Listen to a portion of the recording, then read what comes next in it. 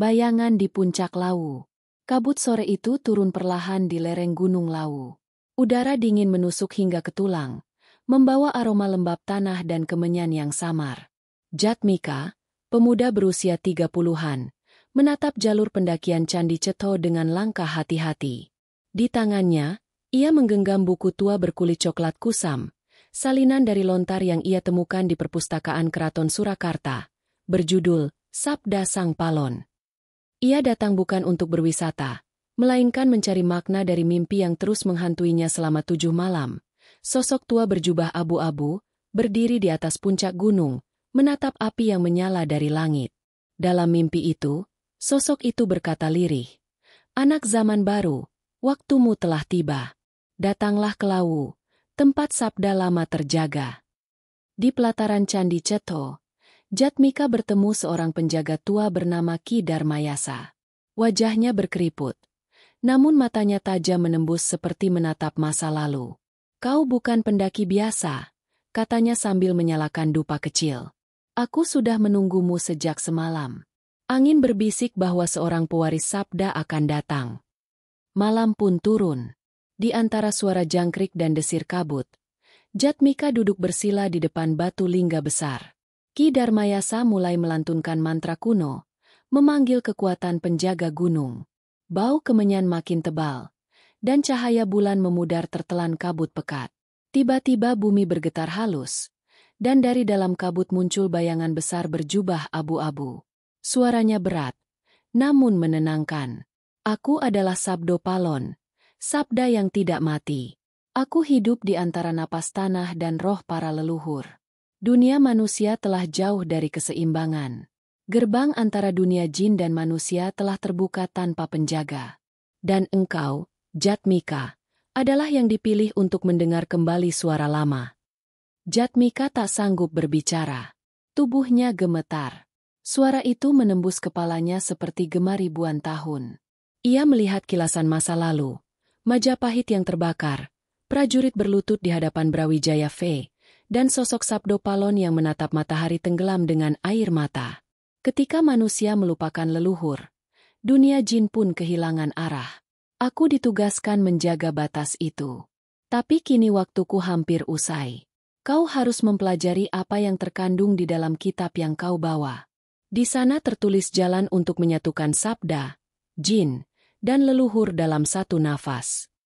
Sebelum Jatmika sempat menjawab, cahaya terang menyilaukan matanya. Ia terbangun dalam keadaan tergeletak di depan Candi Cetho, dengan dupa masih menyala. Ki Darmayasa berdiri diam, memandangnya dengan senyum samar. "Sabdo telah berbicara padamu," katanya pelan. "Tapi ingat, setiap sabda membawa beban.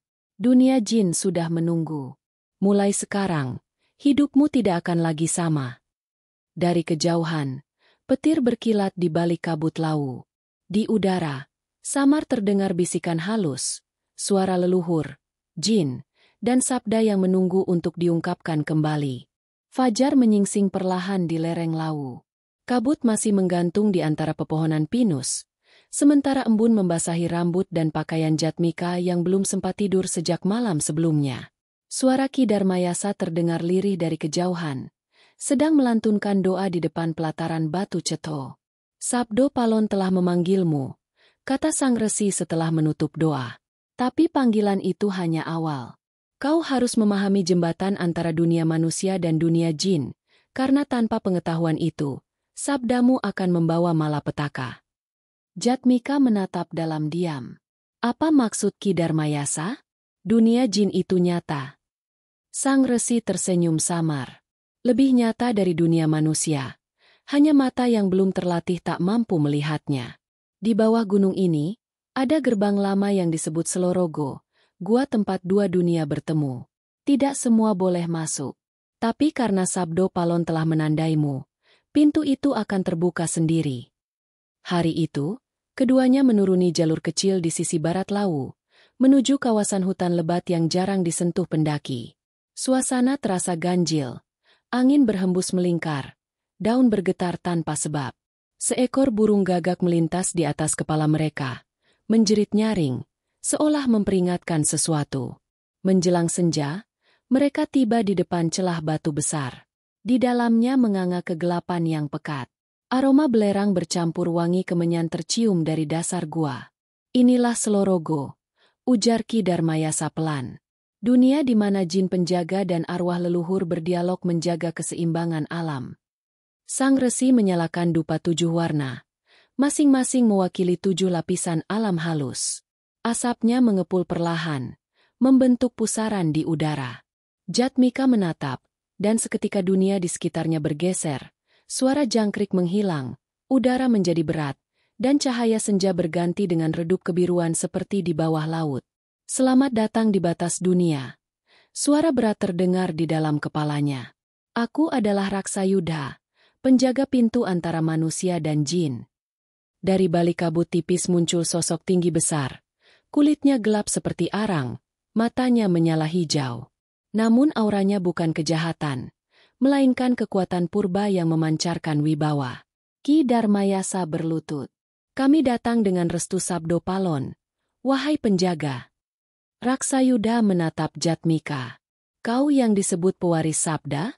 Dunia jin telah menunggumu. Banyak dari kami mulai gelisah. Manusia mengusik alam kami dengan keserakahan, memotong akar pohon tua, merusak tempat suci. Keseimbangan akan hancur bila tak ada penengah. Jatmika berusaha berbicara, namun lidahnya keluh.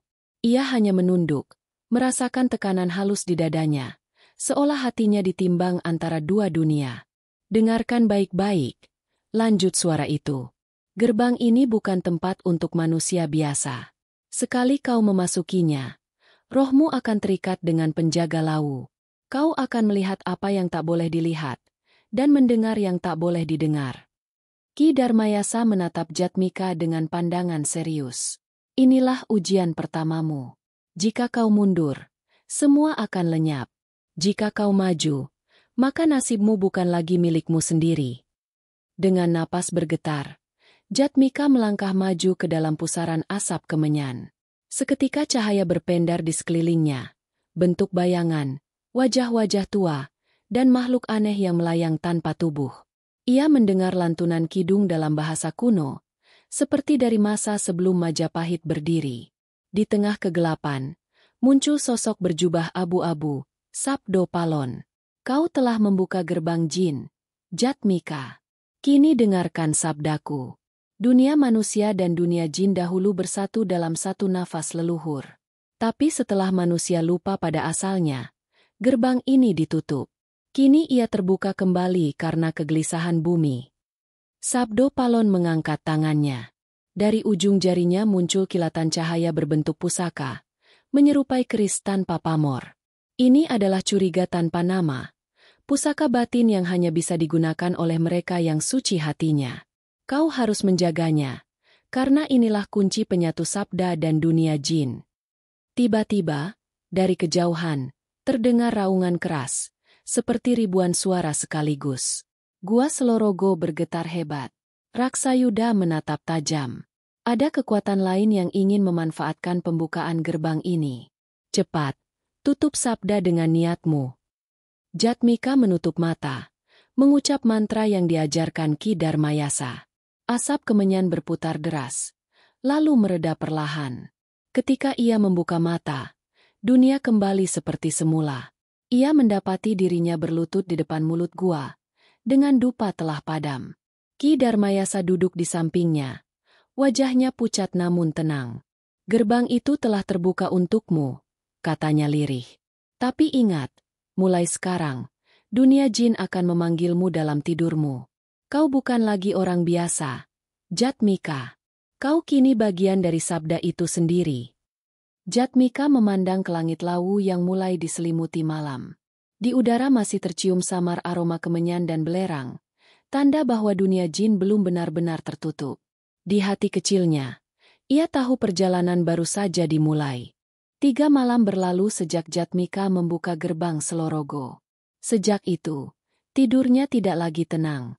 Setiap kali ia memejamkan mata, ia melihat cahaya keemasan berputar seperti pusaran air di udara, diikuti suara-suara yang berbicara dalam bahasa kuno yang tak sepenuhnya ia pahami. Di antara semua suara itu, Satu suara terdengar paling jelas. Suara Sabdo Palon yang berkata lembut namun tegas. Carilah asalmu, Jatmika. Sabda tidak datang tanpa akar. Di darahmu mengalir jejak janji yang pernah diikrarkan di hadapan para leluhur Majapahit. Pagi itu, di pondok kecil Ki Darmayasa di kaki Lawu, Jatmika termenung menatap kitab tua yang ia bawa. Kulitnya mulai rapuh, dan beberapa halaman terurai oleh waktu. Namun di antara baris-baris tulisan Jawa kuno itu, ia menemukan satu nama yang membuat dadanya berdebar. Ki Suraatmaja, seorang abdi Sabdo Palon yang disebut penjaga kitab sabda. Ki Darmayasa, ujarnya lirih. Nama ini muncul dalam catatan leluhur keluargaku. Ayahku pernah bercerita bahwa moyang kami berasal dari daerah Wengker, dan ada satu sosok bernama Suraatmaja yang menghilang tanpa jejak setelah Majapahit runtuh. Sang resi mengangguk pelan. Kalau begitu, darahmu bukan darah biasa. Kau mungkin bagian dari mereka yang dahulu bersumpah menjaga sabda yang belum selesai. Ia kemudian membuka peti kayu di sudut pondok, mengeluarkan selembar kain bergambar simbol lingkaran dan 3 garis api. Lihatlah ini, lambang persekutuan Majapahit gaib, Trisabda Mandala. Ki Darmayasa menjelaskan bahwa setelah Majapahit runtuh, sebagian abdi gaib Sabdo Palon bersembunyi di alam jin, sebagian lainnya menyamarkan diri di dunia manusia dengan menyebarkan garis keturunan yang membawa ingatan samar tentang janji purba. Kau mungkin salah satunya, katanya. Dan itulah sebabnya Sabdo Palon memanggilmu. Menjelang malam, Jatmika menyalakan dupa dan membaca mantra dari kitab tua itu. Tak lama kemudian, hawa di sekitarnya berubah. Api dupa menari-nari melawan arah angin, dan di udara muncul cahaya biru tipis berbentuk sosok pria berpakaian prajurit Majapahit. Apakah kau keturunan Ki Suraatmaja? Suara roh itu bergema. Aku adalah penjaga yang ditinggalkan.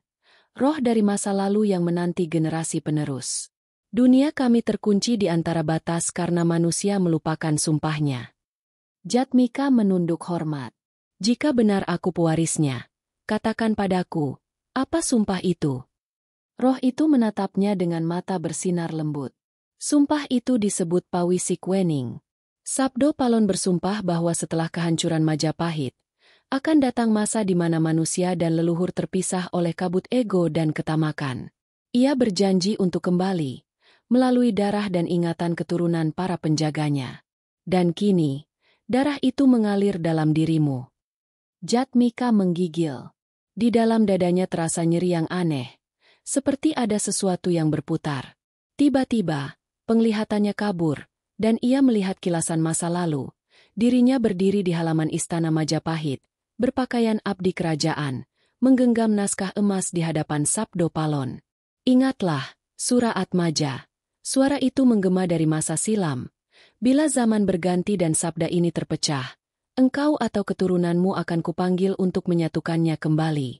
Jangan biarkan dunia jin dan manusia tercerai tanpa keseimbangan. Sekejap kemudian, Jatmika tersentak. Ia kembali di pondok. Napasnya tersengal. Ki Darmayasa memegang bahunya. Kau baru saja melihat masa lampau.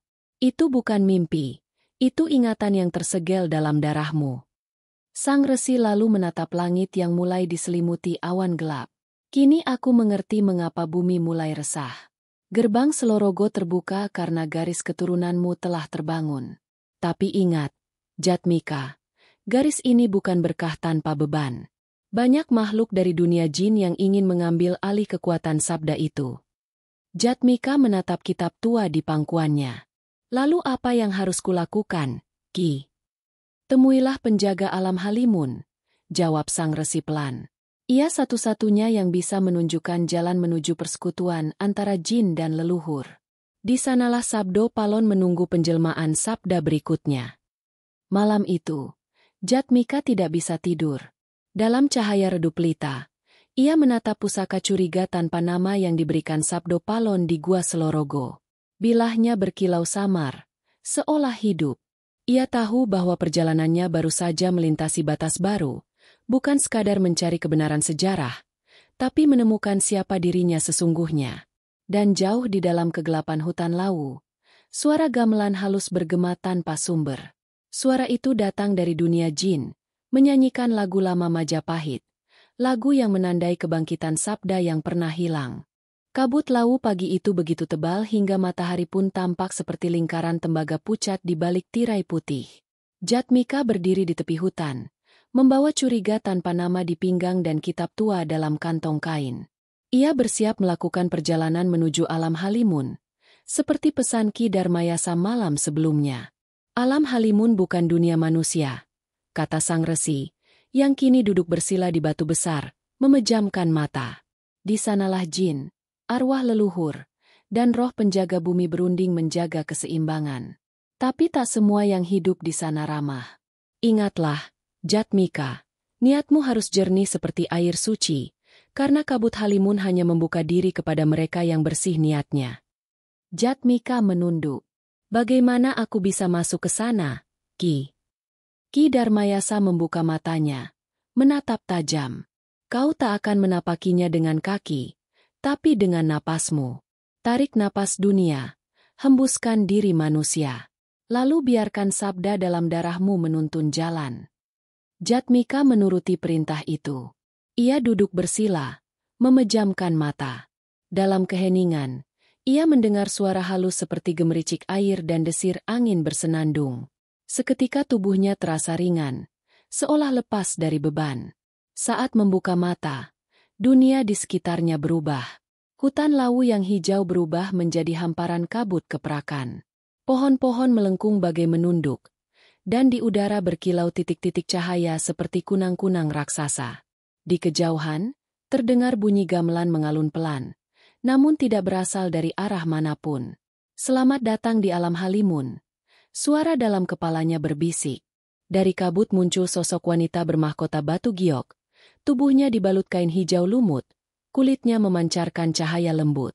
Ia melangkah mendekat, diikuti barisan makhluk halus yang tampak seperti bayangan transparan. Aku adalah Ratu Ayu Kendagawangi, penguasa Halimun dan penjaga persekutuan antara jin dan leluhur. Kami telah lama menantimu, pewaris Sabda Sabdo Palon. Jatmika berlutut spontan. Ratu, aku datang untuk mencari jalan keseimbangan. Sabdo Palon memanggilku, dan aku ingin memahami hubungan antara manusia, jin, dan leluhur. Ratu Halimun tersenyum samar. Manusia kini hidup tanpa mengingat asalnya. Mereka menyembah dunia yang fana dan melupakan suara bumi. Padahal di dalam darah mereka, arwah leluhur masih menunggu untuk diingat. Sabdo Palon menjaga sabda itu agar tidak hilang, namun kini kekuatan dari dunia gelap berusaha mencuri keseimbangan. Jatmika menatap Ratu Halimun dengan rasa takjub. Kekuatan dari dunia gelap. Ya, jawabnya lembut.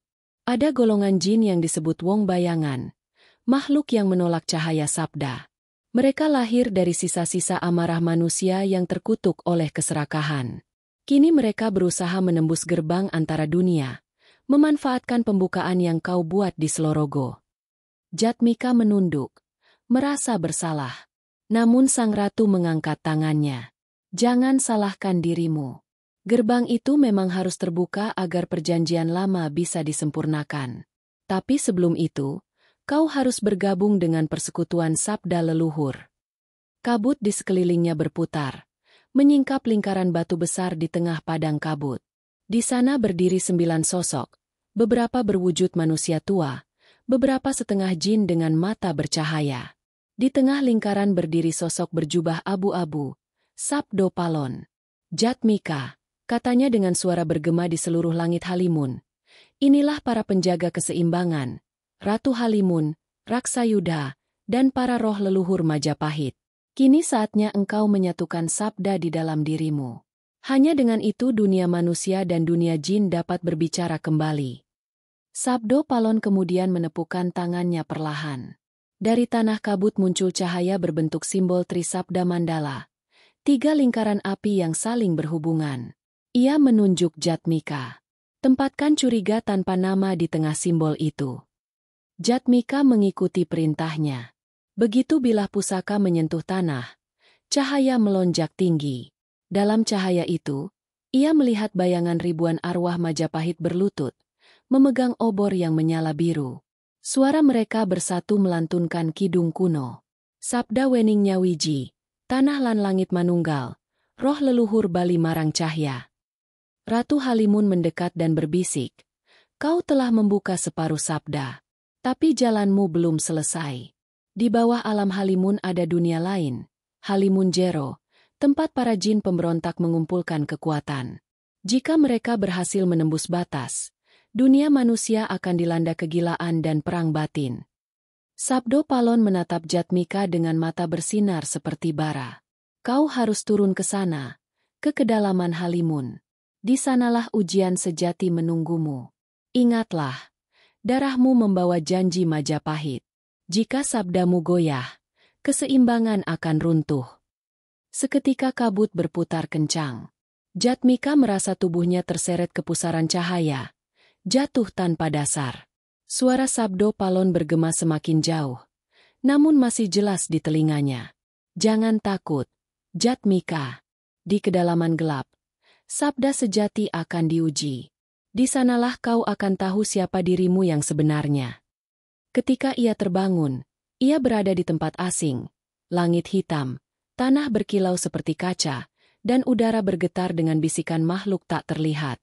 Ia sadar, ia telah menembus batas dunia dan kini berdiri di tepi Halimun Jero, alam di mana cahaya dan kegelapan saling berebut tempat. Perjalanan Jatmika baru saja memasuki tahap paling berbahaya. Langit di atas Halimun Jero tampak seperti kaca retak yang menahan cahaya merah darah. Tidak ada matahari, hanya kilatan samar yang menari dari balik kabut hitam.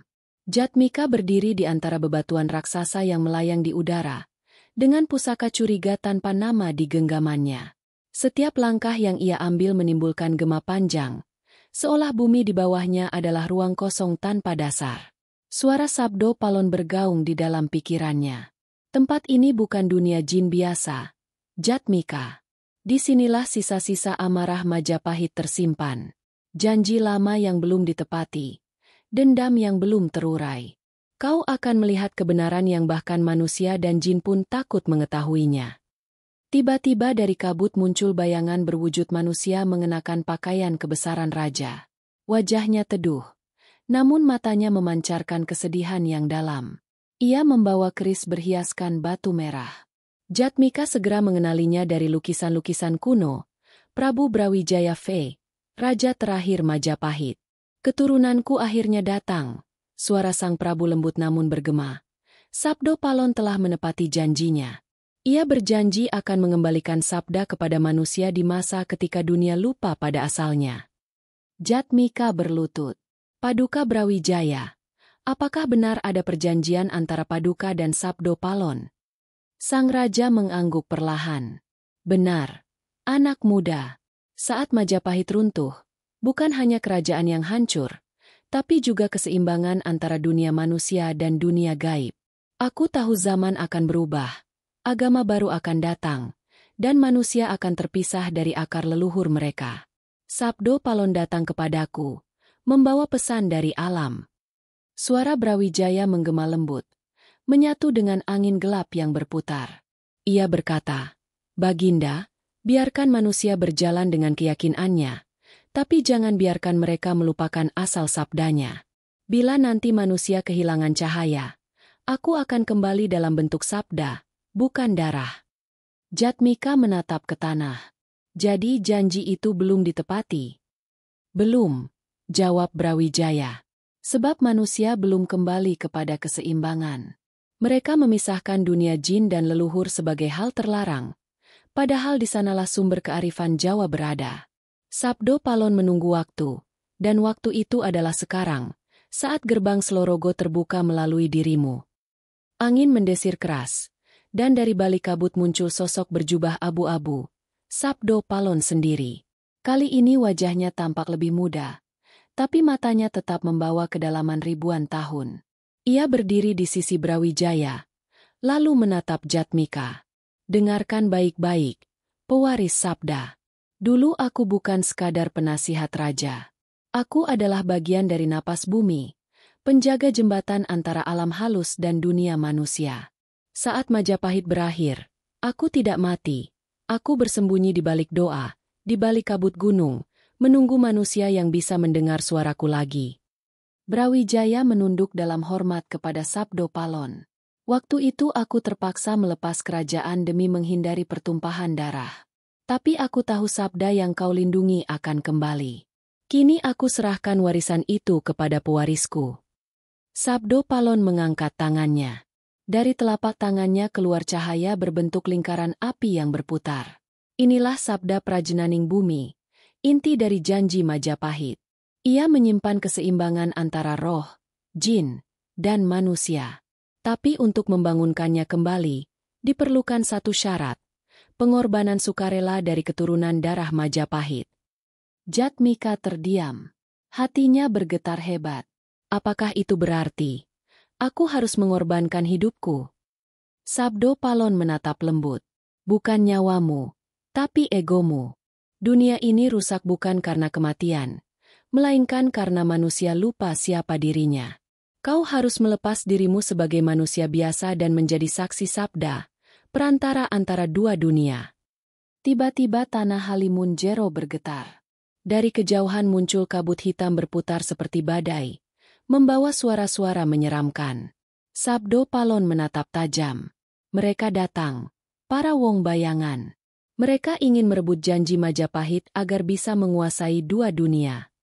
Raja Brawijaya menghunus kerisnya.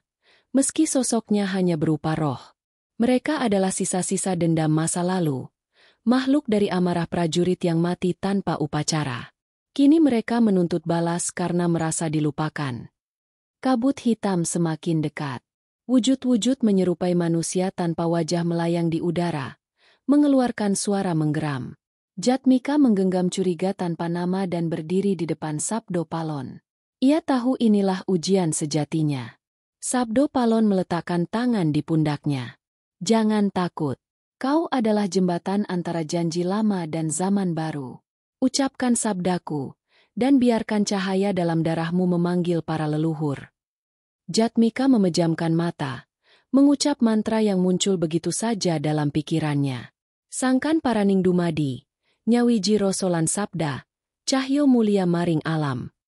Seketika cahaya biru keluar dari tubuhnya, menyebar ke seluruh Halimunjero. Para wong bayangan berteriak, lenyap di telan terang. Angin berhenti. Langit yang retak menjadi utuh kembali. Brawijaya tersenyum. Janji itu kini hampir lunas. Sabdo Palon mengangguk. Namun belum selesai. Dunia manusia harus diingatkan kembali akan asalnya. Itu tugasmu, Jatmika. Cahaya di sekeliling mereka meredup perlahan. Brawijaya menatap Jatmika untuk terakhir kalinya. Sampaikan pada dunia, anakku, Majapahit tidak hilang, ia hanya tidur dalam dada setiap manusia yang mengingat asalnya. Ketika Jatmika membuka matanya, ia sudah kembali di pondok Ki Darmayasa. Tapi di telapak tangannya kini ada simbol bercahaya. 3 lingkaran api menyatu, tanda bahwa janji Majapahit kini hidup di dalam dirinya. Dan di kejauhan, di puncak lawu yang diselimuti kabut, terdengar gema suara Sabdo Palon. Sabda belum berakhir. Ia hanya menunggu manusia yang berani menanggungnya. Malam kembali turun di lereng lawu. Angin dingin berhembus pelan, membawa aroma dupa dari pondok kecil Ki Darmayasa. Di dalam pondok, Jatmika duduk bersila. Tubuhnya gemetar oleh sisa cahaya yang masih berdenyut di telapak tangannya. Simbol Trisabda Mandala itu kini bersinar samar, seperti nadi yang hidup. Ki Darmayasa memandangi cahaya itu lama. Tanda itu bukan sekadar lambang, nak, katanya lirih. Itu kunci bagi para penjaga gaib untuk mengenalimu. Kini, setiap makhluk dari dunia jin dan leluhur tahu bahwa pewaris sabda telah bangkit. Dan tidak semuanya akan menyambutmu dengan damai. Belum sempat Jatmika menjawab. Bumi bergetar pelan. Piring tanah liat di atas meja bergetar hingga jatuh. Angin berputar kencang. Meniup pintu pondok terbuka lebar. Dari luar terdengar suara seperti ribuan sayap mengepak. Langit di atas lawu berubah gelap. Diselimuti kabut hitam pekat. Mereka datang, ujar Ki Darmayasa dengan suara berat. Pasukan wong bayangan dari dunia jin. Mereka menolak sabda baru dan ingin menghancurkan keseimbangan yang sedang kau bangun. Jatmika bergegas keluar. Di udara, bayangan-bayangan hitam beterbangan seperti kawanan kelelawar raksasa. Di antara mereka, terlihat sosok besar berwajah manusia namun bermata bara. Pemimpin mereka, Jagat Lelana, jin pemberontak yang dulu diasingkan oleh Ratu Halimun karena melanggar hukum sabda. Jatmika. Suaranya menggelegar bagai guruh. Kau membawa sabda yang seharusnya menjadi milik kami. Dunia manusia telah gagal menjaganya. Serahkan lambang itu, dan biarkan dunia jin memerintah atas nama kekuatan Majapahit yang lama. Jatmika menggenggam curiga tanpa nama. Cahaya biru keluar dari bilahnya, menyinari tanah yang berguncang. Sabda bukan milik siapapun, teriaknya. Ia adalah janji antara langit dan bumi, antara manusia dan leluhur. Aku tidak akan menyerahkannya. Jagat Lelana menggeram, mengibaskan tangannya. Kabut hitam menelan Jatmika, dan dalam sekejap ia terseret ke dunia jin yang lain. Alam kelam penuh petir dan kilat merah, tanahnya seperti arang terbakar. Dari balik kabut, muncul puluhan makhluk jin dengan mata merah menyala, masing-masing membawa senjata dari cahaya hitam. Selamat datang di wilayah kami, ejek Jagat Lelana. Lihatlah. Inilah dunia yang akan menggantikan dunia manusia. Dunia tanpa doa, tanpa leluhur, hanya kekuatan. Namun sebelum mereka menyerang, bumi bergetar keras. Dari langit kelam muncul pilar cahaya keemasan. Dan di dalamnya berdiri sosok berjubah abu-abu, Sabdo Palon. Wajahnya tampak murka. Jagat Lelana. Suaranya menggema seperti guntur. Engkau pernah bersumpah di bawah Ratu Halimun untuk menjaga keseimbangan. Kini kau melanggarnya demi nafsu kekuasaan. Apakah kau ingin mengulang dosa masa lampau? Jagat Lelana tertawa. Suaranya menimbulkan riak di udara. Aku hanya menuntut hakku. Manusia tidak layak lagi menjaga sabda. Mereka menebang pohon leluhur, mencemari sungai, dan menertawakan doa. Dunia ini pantas kuambil alih. Sabdo Palon menatap Jatmika. Inilah waktumu, pewaris sabda. Aku tak bisa ikut campur dalam urusan darah. Kau harus berdiri sendiri, sebagai juru sandi antara dua dunia. Tiba-tiba tubuh Jatmika diselimuti cahaya biru yang menyatu dengan simbol Trisabda Mandala. Ia mendengar bisikan ratusan suara leluhur di dalam dadanya. Suara para resi, pandai besi, dan ksatria Majapahit yang telah lama gugur. Mereka mengajarinya mantra pelindung yang pernah digunakan dalam Perang Paregreg. Dengan suara lantang, Jatmika mengucapkan sabda itu. Manunggaling kaulalan Gusti, nyawiji rosolan bumi, sabda dadi kaulasan, cahya dadi perisai. Cahaya membentuk lingkaran besar di sekelilingnya. Setiap kali jin bayangan mendekat, mereka terbakar oleh sinar putih. Jagat Lelana menjerit marah, mengangkat kedua tangannya, memanggil badai hitam. Tapi badai itu terpecah oleh cahaya sabda. Dari balik kabut, muncul bayangan Ratu Halimun dan pasukan jin penjaga yang membawa obor biru. Jagat Lelana, suara sang ratu menggema. Kau diasingkan karena keserakahanmu. Kini waktunya kau kembali pada tanah asal, menjadi abu tanpa nama. Cahaya Ratu Halimun dan Jatmika berpadu. Dari langit Halimun Jero turun sinar keemasan yang membelah bumi. Jagat Lelana menjerit. Tubuhnya meleleh menjadi kabut, lenyap bersama pasukannya. Keheningan menyelimuti dunia jin. Sabdo Palon melangkah mendekat pada Jatmika. Matanya memancarkan kehangatan.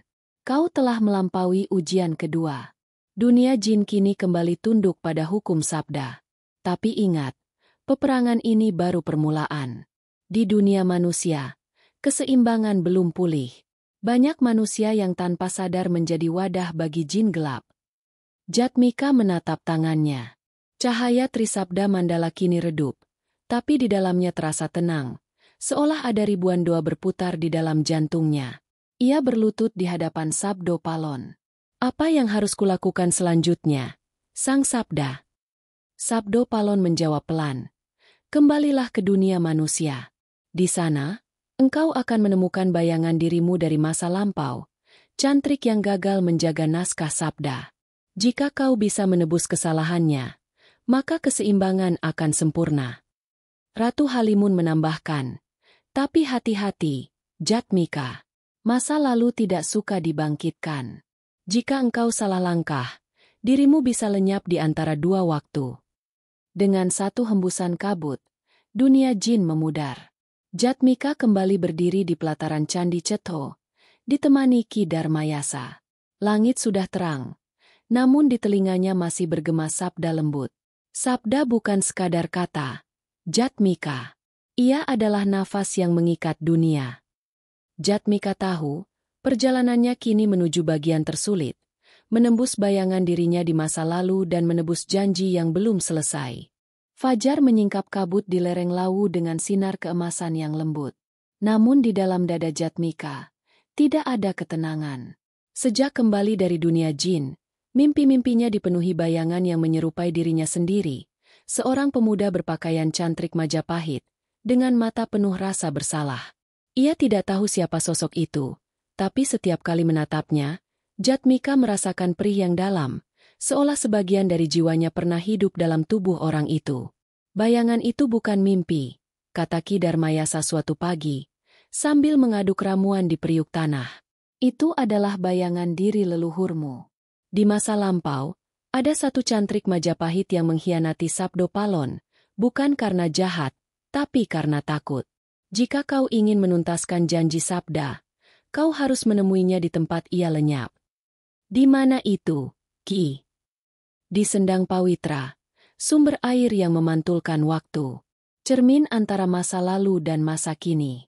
Tapi berhati-hatilah, di sana setiap air menyimpan roh, dan setiap pantulan bisa menelan dirimu jika hatimu tidak teguh. Maka berangkatlah Jatmika ke Sendang Pawitra. Ia mendaki jalur sunyi di lereng utara Lawu, di mana pepohonan tinggi berdiri seperti penjaga waktu. Langkahnya berhenti di tepi tebing, di mana terdengar gemericik air jernih.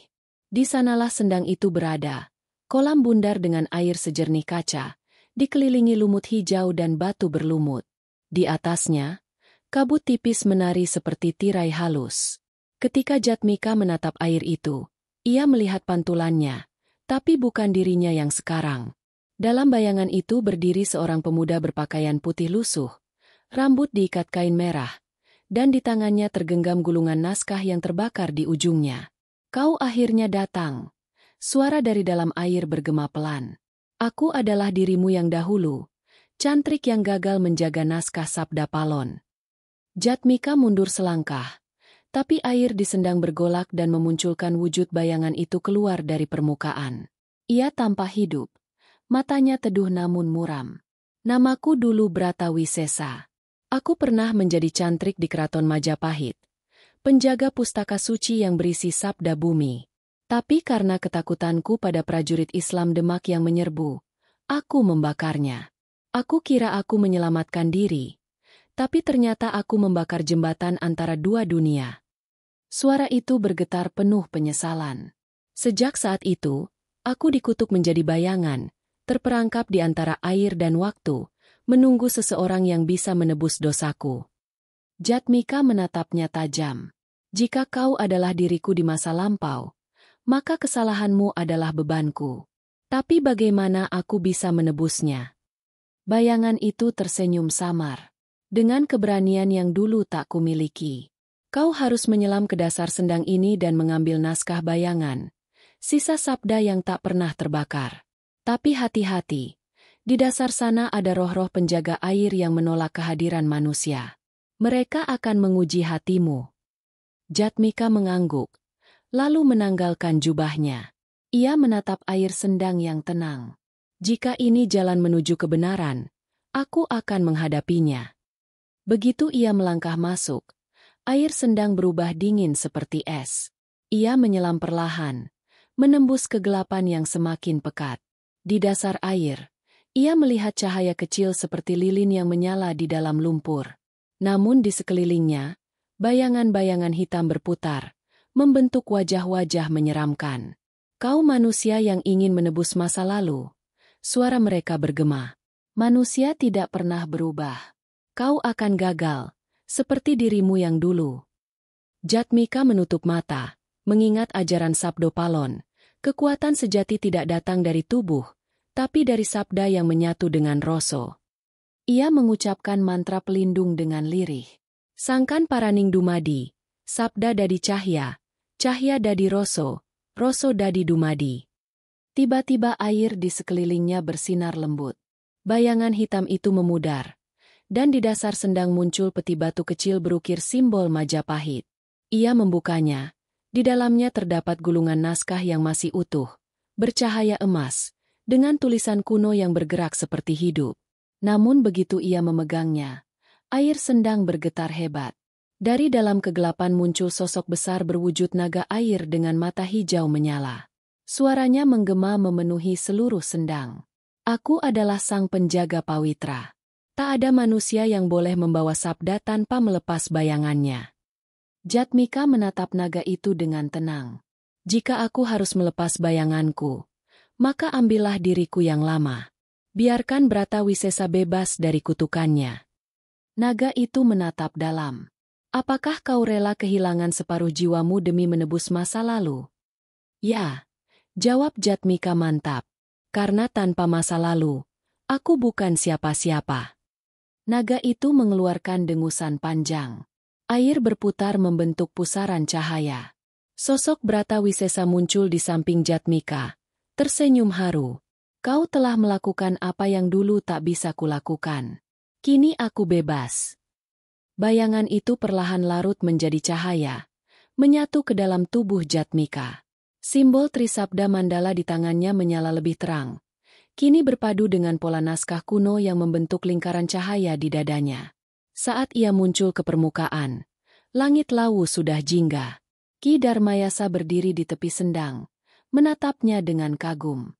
Kau berhasil, nak. Kini roh masa lalumu telah menyatu. Kau bukan hanya pewaris sabda, tapi juga penjaga keseimbangan antara waktu. Jatmika memegang naskah emas yang kini dingin di tangannya. Ia menatap ke langit dan berbisik. Sabdo Palon, aku telah menebus kesalahan cantrikmu. Apa langkah selanjutnya? Suara lembut menjawab dari dalam pikirannya. Langkah terakhir, Jatmika, adalah menghadapi mereka yang telah melupakan sabda, manusia yang kini dikuasai oleh jin gelap. Dunia manusia akan menolakmu, tapi di sanalah kebenaran akan diuji. Langit lawu bergemuruh lembut. Air di sendang memantulkan dua bayangan Jatmika, satu berpakaian modern, satu berpakaian cantrik Majapahit, berdiri berdampingan, menyatu dalam satu tubuh. Perjalanan menuju sabda terakhir pun dimulai. Kabut lawu belum sepenuhnya sirna ketika Jatmika menuruni lereng, membawa naskah bayangan yang kini telah menyatu dengan tubuhnya. Tapi dunia yang ia lihat di bawah sana bukan lagi seperti sebelumnya. Kota-kota di kejauhan tampak berkilau dengan cahaya buatan, menembus langit malam dengan ribuan lampu, namun auranya gelap, bukan karena bayangan, melainkan karena ketiadaan jiwa. Ki Darmayasa berjalan di sampingnya dengan langkah berat. Lihatlah, nak, katanya perlahan. Itulah dunia manusia masa kini. Mereka menyebutnya kemajuan, tapi sejatinya itu adalah bentuk baru dari kelupaan. Manusia membangun cermin yang menipu, menciptakan dunia maya tempat mereka melupakan asalnya. Setibanya di kaki gunung, Jatmika merasakan sesuatu yang aneh. Udara terasa kaku, seolah mengandung suara-suara tak kasat mata. Ia menutup mata dan melihat, bukan dengan pandangan fisik, tapi dengan rasa yang telah dibuka oleh Sabdo Palon. Di balik wajah-wajah manusia yang lalu lalang di jalanan kota, tampak bayangan jin berwujud asap hitam yang berbisik di telinga mereka. Cepatlah, bisik suara itu pada para manusia. Kejarlah kekuasaan, harta, dan kemudahan. Tak perlu doa, tak perlu leluhur. Kau bisa menjadi dewa di dunia sendiri. Jatmika menatap pemandangan itu dengan getir. Jadi inikah yang dimaksud Sabdo Palon? Bahwa manusia kini telah menjadi wadah bagi jin gelap. Ki Darmayasa mengangguk. Mereka bukan dirasuki seperti dalam cerita lama. Mereka dijajah secara halus, lewat pikiran, lewat layar yang bersinar di tangan mereka. Setiap tatapan mereka ke dalam layar adalah sembahyang kecil kepada ilusi. Inilah perang zaman modern, perang rasa melawan bayangan buatan. Malam itu, Jatmika menumpang di rumah seorang warga desa yang kini telah berubah menjadi pinggiran kota industri. Rumah itu milik seorang pria bernama Suro, yang bekerja sebagai operator pabrik elektronik. Di dinding rumahnya tergantung foto-foto keluarganya. Namun auranya dingin dan kosong. Suro bercerita sambil menatap layar ponselnya, tanpa menatap wajah tamunya. Sekarang semua mudah. Nak, mau belajar, kerja, bahkan berdoa, semua bisa lewat aplikasi. Tak perlu repot ke gunung atau ke petilasan seperti dulu. Dunia sudah berubah. Namun Jatmika merasakan hawa ganjil dari layar ponsel itu. Di dalam pantulannya, ia melihat wajah kecil Jin dengan mata merah menatapnya balik, tertawa pelan. Saat itu ia sadar, layar-layar ini bukan hanya alat, tapi pintu bagi jin modern untuk masuk ke dalam pikiran manusia. Ketika malam semakin larut, Jatmika keluar ke halaman. Ia membuka naskah bayangan, dan dari sana keluar tulisan cahaya yang berputar, membentuk kalimat dalam bahasa kuno. Sabda tak akan hidup di dunia yang tak mengenal hening. Jika manusia tak lagi diam, maka jin akan bicara melalui pikirannya. Ia menatap langit kota yang kelabu, penuh cahaya artifisial.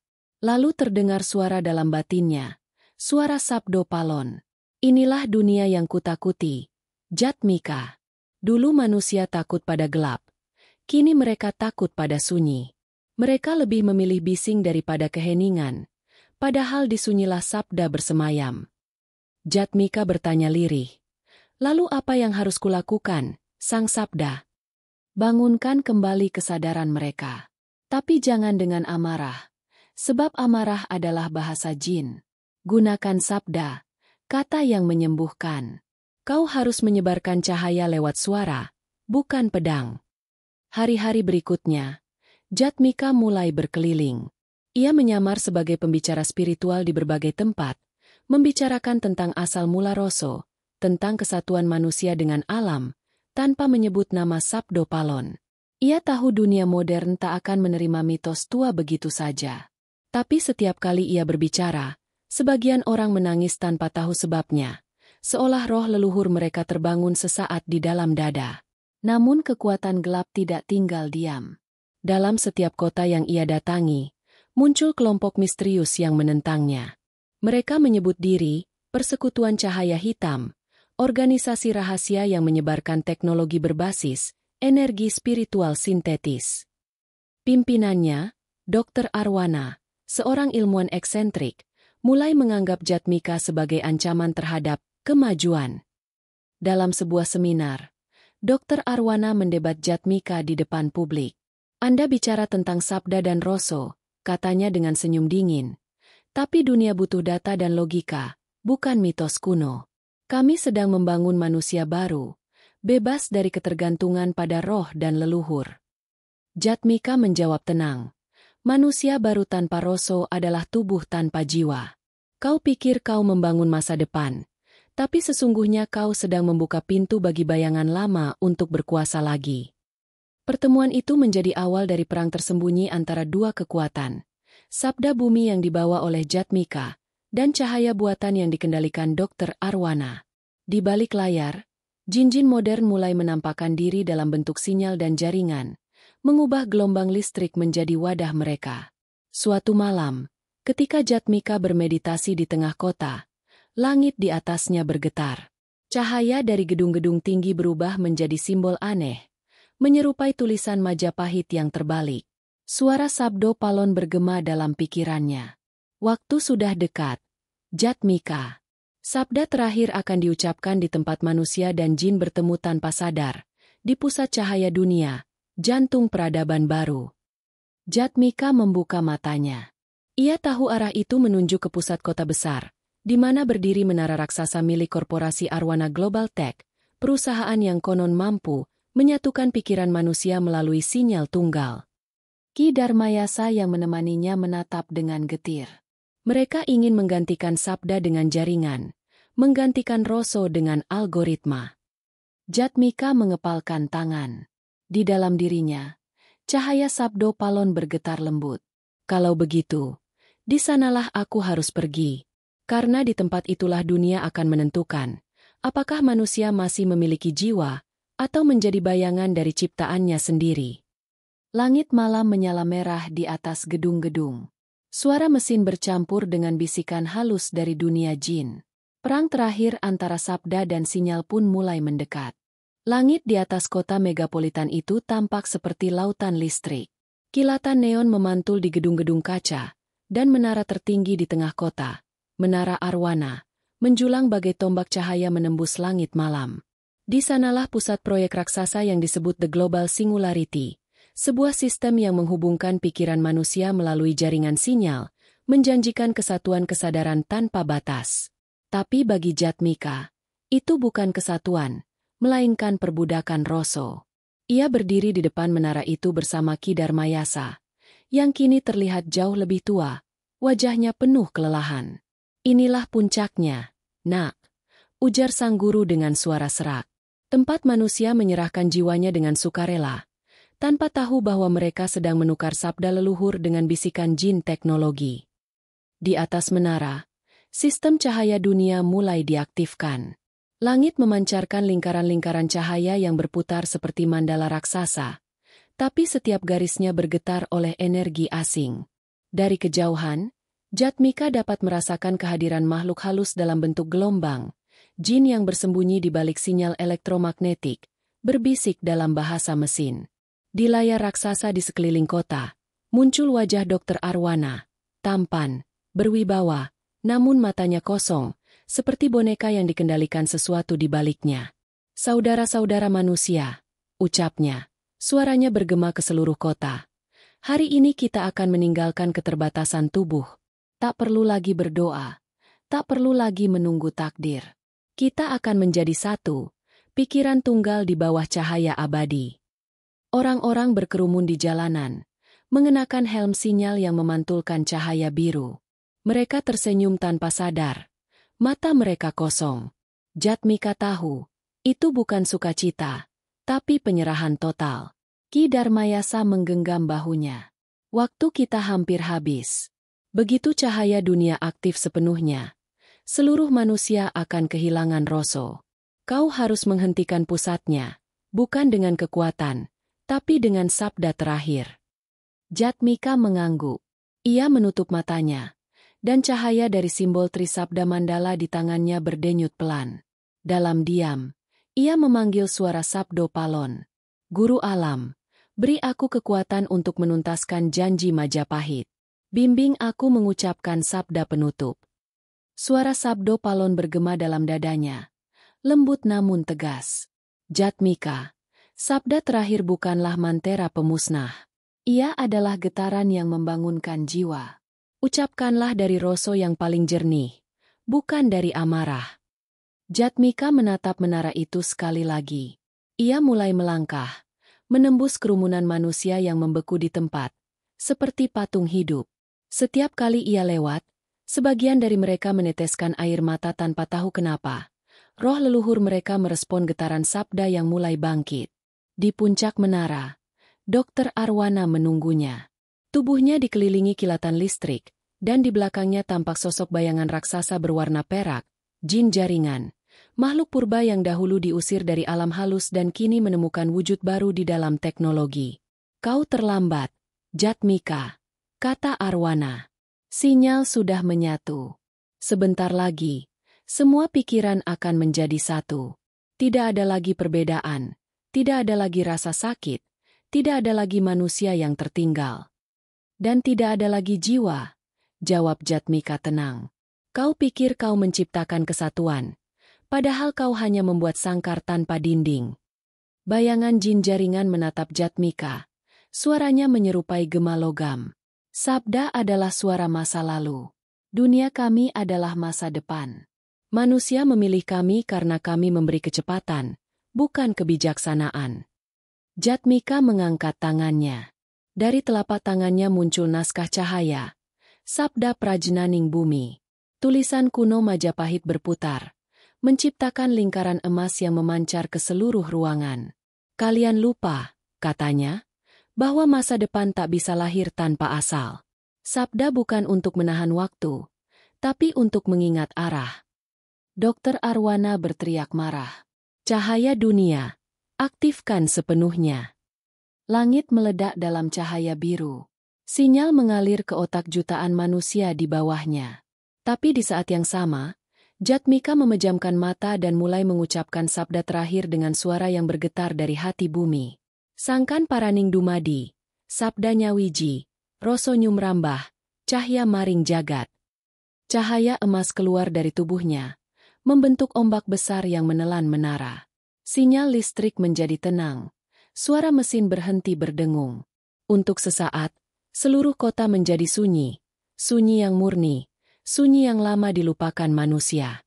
Dalam keheningan itu, manusia mulai menangis. Mereka mendengar sesuatu yang belum pernah mereka dengar selama ini, suara hati mereka sendiri. Jin jaringan menjerit, tubuh peraknya retak seperti kaca.